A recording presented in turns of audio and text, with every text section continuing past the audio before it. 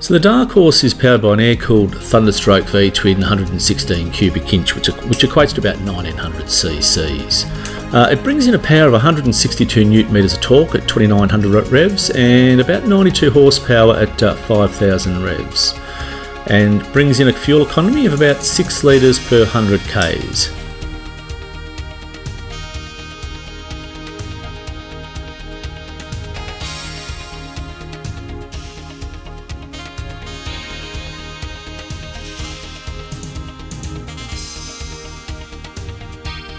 And the Dark Horse has a 2-into-2 parallel exhaust, and the stock exhaust doesn't sound too bad. Have a listen to this.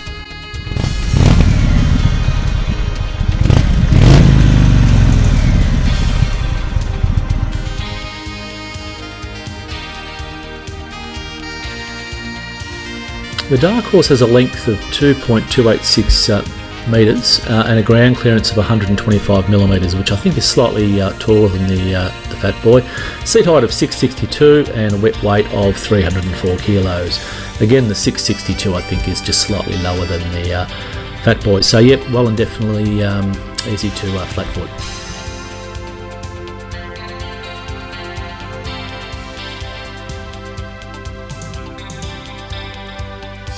And the bike comes with full LEDs, so LED headlight and an LED tail brake and also LED turn signals.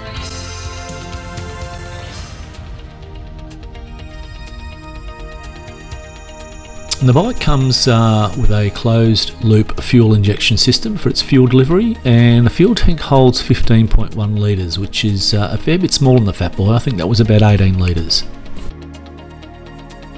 The bike sticks to the road with Pirelli Night Dragon tyres front and rear as stock, and tyre size 30, 60 and 180, 65 rear.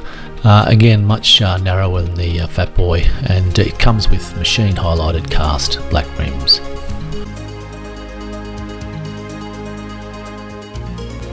I think this is where it really shines, the bike. It has a 4-inch touch screen and it's absolutely jam-packed full of information, including the speedo, tacho, odometer, fuel gauge, compass, ambient temp, and it has its own ride command system, which has a whole feature load of information, including ride modes, Bluetooth for phone, headset, vehicle status, voltage, services, etc. So I think this is a really good feature of this bike, and something that really makes it shine and stand out.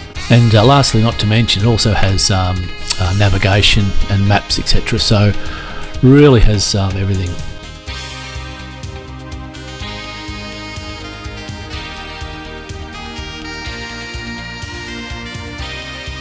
And in terms of the braking system, it comes with the standard single rotor 4-piston caliper at the front brake and a single rotor 2-piston rear brake. A fairly standard braking system in line with what is also found on the Harley Fat Boy. So in terms of suspension, the Dark Horse has a front telescopic fork, 132mm, and has a rear dual shocks with adjustable preload.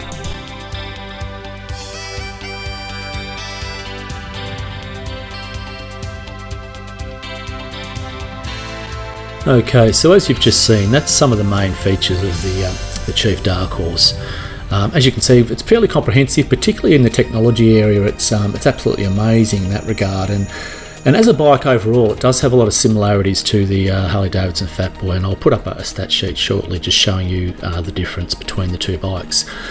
Who is this bike made for? I think very similarly to the Fat Boy, it's really made for those people looking for an urban cruiser. Something to have a lot of fun with in the urban areas, you know, from traffic light to traffic light, and also just through general country roads. It's probably not really designed to be a tourer. They've obviously Indian have got their own touring range, but there's nothing to say you couldn't tour on the bike at all, just by throwing some side panniers on or even a backpack, etc. So a fantastic cruising bike, absolutely bags of torque by the looks of it, and a great bike.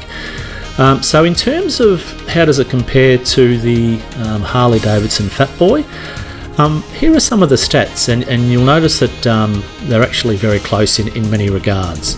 So if we look at the two engines, they're very similar obviously in size, with a couple of extra cubic inches to the Indian.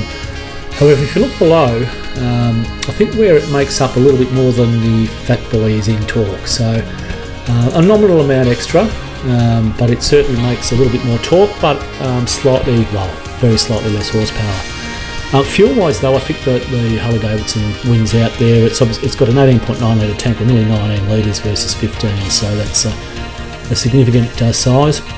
Seat height for both is relatively close, with the Indian just being slightly lower. But either or, both bikes would be pretty easy to sit on for most riders on flat foot. Weight-wise, the Harley-Davidson does come in slightly heavier, but again, 13 kilos, not a significant amount, and probably like all bikes, once you're sort of moving, you won't even notice any difference between the two of them.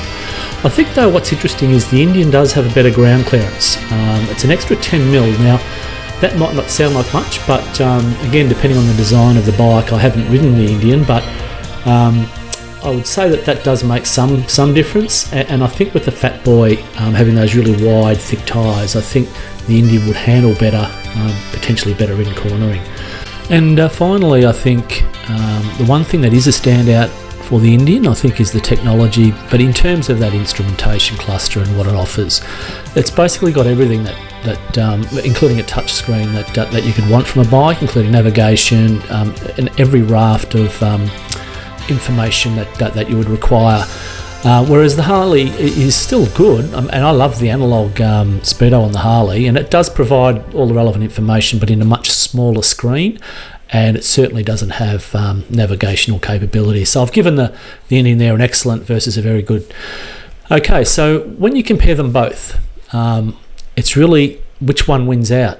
I can't really say. I think I like both of them, and I'm sitting on the fence here.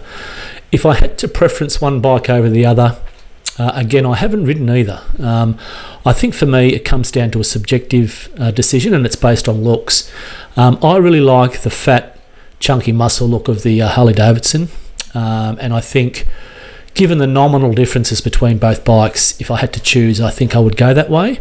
But having said that, the Indian's a beautiful looking bike too. So again, I think it really comes down to what style of bike you like. And there will be a bit of a price difference. I think the Indian is, a few $1,000s cheaper, so that is certainly a factor to take into account. But if it was your only bike, for me, I think I'd go with the Harley-Davidson. So there you go.